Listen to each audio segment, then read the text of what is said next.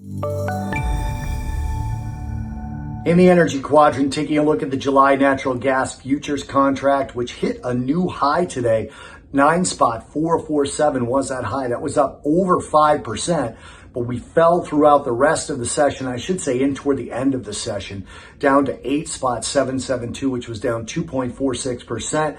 And we finished the day down about 2.4%. So we finished much closer to the lows than we did to the highs. And today's high trade represents the highest level of natural gas in the U.S. since August 4th, 2008.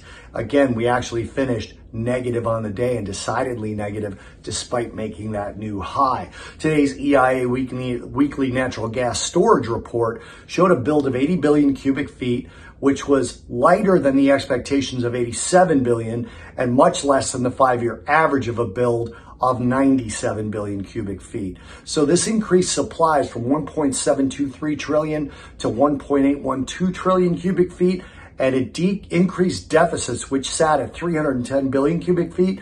Now that deficit sits at 327 billion cubic feet. Now, as always, weather demand is the key. National demand should stay in the low range for the next week or so. We start off with cooler than normal weather, including showers and thunderstorms across the east and central U.S., with low temperatures in the 40 to 50s and highs only getting to the 60s and 70s.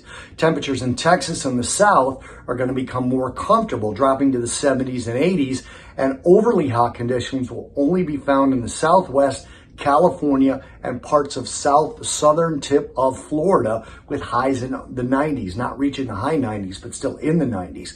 The eastern U.S. will warm into the 80s and 90s this weekend through early next week, and portion of Texas will see the 100s during that same time frame, but still weather demand should remain in that low range through this time frame.